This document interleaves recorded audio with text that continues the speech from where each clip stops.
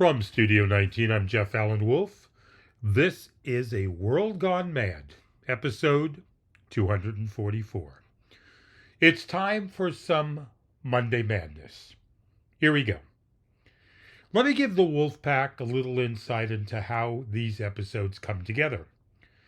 When I put together an episode each time for my podcast, I basically sort through all the news stories in the last 48 hours, try to decide, what's worthwhile dissecting and sharing with you, the listener. Some episodes go smoothly. Putting some episodes together is how I imagine it would be if a man gave birth to a baby. Painful and time-consuming. Today is one of those days. I looked at all the news, and while there were plenty of important stories, I came away feeling drained, burned out, and disgusted. Because most of the stories I reviewed had one thing in common. Donald Delusional and his supporters were at the center of these stories. After realizing that, I didn't want to do an episode, especially today. I wanted to be sitting somewhere in Colorado, looking at the sunset over the mountains, and forgetting about the world at large. And no, we don't live in Colorado. So instead of not doing an episode, I remembered something that a listener of mine just emailed me. Let me share with you her email. She wrote the following: I am now off all social media. I feel so much better. Now, I received her email several days ago. Didn't think much of it at the time. I put it in the back of my mind. But because I'm having a dilemma today about what to do for this episode, her email came back to me. So I decided to talk about social media. Now let's see how many of you actually listened to this whole episode. Let's see how many of you actually care. Because I think the following is incredibly important. What exactly is social media? We all have our own definition, but I wanted to spend a few minutes talking about where it came from, how it evolved, and some of the benefits and disadvantages that come with it. We've all heard the term social media. We all use the term. Most of us probably checked it sometime today before breakfast, during breakfast, or while pretending to work after breakfast. Social media wasn't always what it is now. It started as a way to connect people. Friends sharing photos, families staying in touch, people posting updates about their lives. Then came MySpace, remember? Facebook, YouTube, Twitter, Instagram, TikTok, and about 15,000 other platforms designed to answer the question nobody was asking. What if everyone on Earth had a microphone and no editor? At first, it seemed harmless. Vacation pictures, photos of your dog, videos of your kids, the occasional political argument with a cousin you only see at Thanksgiving. Then something changed. The platforms figured out something very important. Outrage makes money, not information, not accuracy, not truth. Outrage. The more emotional you become, the longer you stay. The longer you stay, the more advertisements you see. The more advertisements you see, the more money somebody makes. That's the business model. The goal isn't to make you informed. The goal is to make you stay. The average American now spends well over 2 hours a day on social media. Think about that. More than 2 hours every single day staring at a screen being fed information chosen by an algorithm. Not chosen by journalists, not chosen by teachers, not chosen by experts. Chosen by software designed to keep your attention. And what keeps attention better than anger? Nothing. That's why every day social media feels like walking into a room where everyone is screaming. One person says the economy is collapsing. Another says it's booming. One person says democracy is ending. Another says democracy is already ended. One person says a politician is a genius. Another says the same politician is secretly a lizard from another galaxy. And somehow, all of them have a podcast. That would be funny if it wasn't true. The problem isn't that social media gives people a voice. The problem is that it gives every voice the same size megaphone. The scientist who spent 30 years studying climate change gets a post. The guy who failed 9th grade science but owns a webcam gets a post.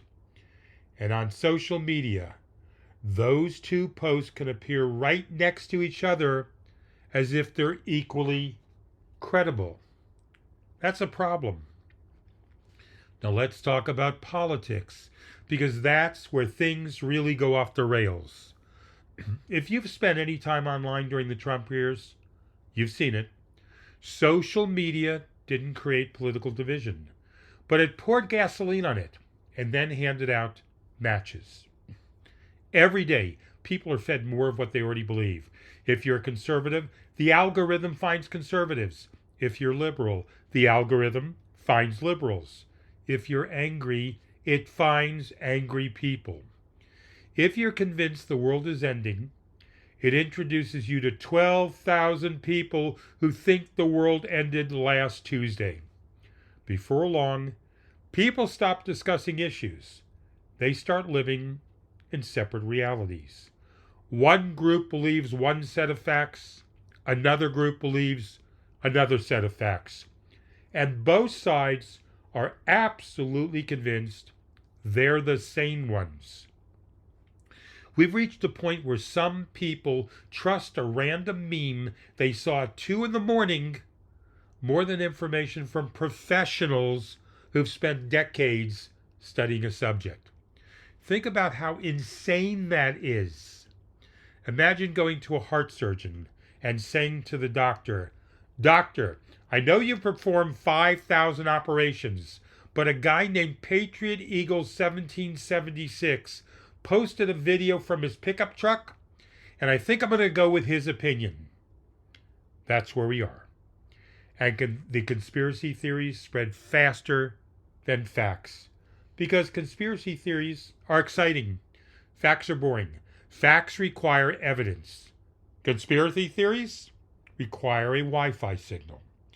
If aliens landed tomorrow, social media would have a conspiracy theory before the spacecraft finished parking. Half the internet would claim the landing was fake. The other half would claim the aliens were registered Democrats. By dinner, there would be merchandise. But here's where I differ from people who say social media is pure evil. It's not. Social media isn't all bad. In fact, some of the most important stories of the last 20 years reached people because of social media. Corruption has been exposed through social media. Videos that traditional media ignored have gone viral through social media. Grassroots movements have grown through social media. Communities have formed through social media. People have found support groups, friendships, careers, and opportunities through social media. Independent creators have built audiences without asking permission from giant corporations. And that's important. Because let's be honest, without social media, a lot of independent voices wouldn't be heard. Without social media, many podcasters would never find an audience. Without social media, a local story in one town might never reach the rest of the country. Without social media, ordinary people would have fewer ways to challenge powerful institutions.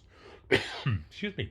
Some of the biggest stories in recent years reached the public because somebody pulled out a phone and hit record. Not because a television network assigned a crew. Not because a newspaper sent a reporter, because an ordinary person happened to be standing there when something important occurred. There have been moments that never would have made a national newscast 20 years ago that ended up being seen by millions of people because of social media. It also changed who gets to be heard. There was a time if you wanted a national audience, you needed a television station, a radio station, or a newspaper behind you. Today, an independent journalist can reach millions of people from a spare bedroom, a laptop, and an internet connection. That doesn't automatically make them right. It doesn't automatically make them credible. But it does mean that giant corporations no longer control every microphone. Politicians know that too. Every rally, every speech, every town hall, every public appearance now takes place in a world where somebody is always recording. Sometimes that creates misinformation. Sometimes it creates accountability. A politician can still spin a story, but it's a lot harder to claim something never happened when 10 different videos are circulating online before the event is even over. Social media has also helped people organize around causes they care about. Protests, community projects, fundraisers, disaster relief, neighborhood efforts, support groups. People helping complete strangers they've never met because they saw a post and decided to do something about it. For all the nonsense that fills our feeds every day, there are still moments when these platforms bring out the best in people instead of the worst. Communities have formed because of social media. Friendships have formed because of social media.